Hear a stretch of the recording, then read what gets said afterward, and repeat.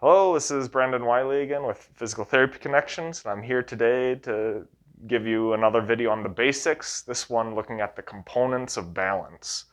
So before we get into the components of balance, we should know the two traditional forms of balance. The first is dynamic balance, which I like to think of as controlled falling, but you might know better as walking, jogging, running, skipping, hopping, etc.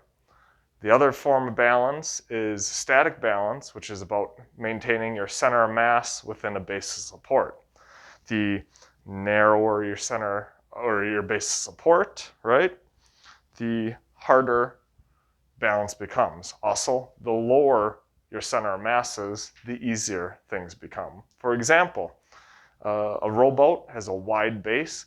It's pretty hard to flip a rowboat. A canoe has a narrow base. It's pretty easy to flip a canoe.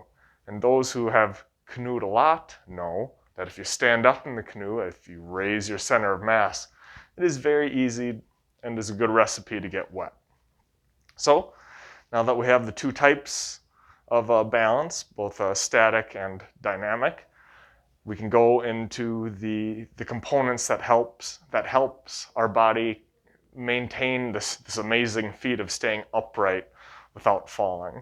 So the first component is vision. We are very visual creatures. We like to use static things such as a wall, a light pole, a door, things we know aren't moving to orientate ourselves within the environment.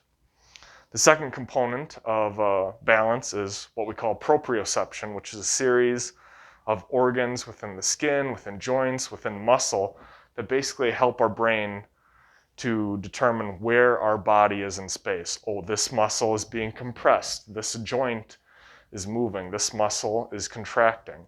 So that sort of information. The third component of balance is the vestibular system, some small organs within the ear that help the brain keep track of how the head is either moving and then also keep track of changes in acceleration as you turn your head and nod your head or kind of side bend your head.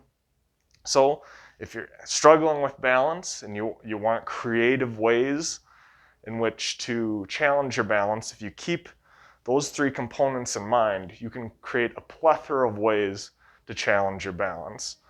Challenging your balance is all about choosing whether you want to work static balance like I am here, or whether you want to work some dynamic balance, usually with walking, but you can do it with many other forms of motion. The second one is, especially if you're going with static, you want to choose a easy but semi-challenging base of support. So as we said before, the narrower your base of support gets, the harder balance becomes. So once you've picked whether you want to do static, dynamic, then you've chosen a base of support, you can challenge one or more of the three components of balance. Vision, for example, the easiest one is eyes closed, eyes open, but you can also wear beer goggles or play with the environment to create illusions, so to speak. The second, proprioception, is the one where we can really get pretty crazy with. So for the easiest one, or the one you might know of, is we can stuff foam underneath your feet that plays with the pressure underneath, the sensation of pressure underneath your feet, and makes balance a little harder. But I said proprioception is knowing where your body is in space and how the body is moving. So you can also play with moving a leg, moving an arm. You can grab different weights, bring them in, move them across the body. That all kind of shifts your center of mass and really creates a struggle for the brain to compensate for those motions as you move your center of mass through perhaps a very small base of support. And the third method is challenging components of the vestibular system. So with any of these exercises, if you start moving your head, nodding your head, rocking your head, it's all going to make balance a little bit harder as your visual system and your proprioceptive system are saying, we're not moving, but your head is saying, oh, we're moving.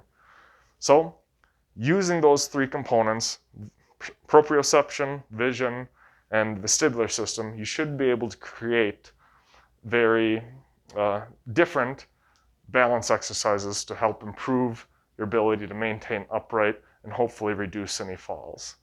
If you have any questions about other balance, feel free to check out some of our other videos. Or if you want to know more specifically what component of balance you're the weakest at, or really need more ideas on how you can improve balance, feel free to give us a call at PT Connections here. Hope you found this video helpful and that you're having a great day. Thanks.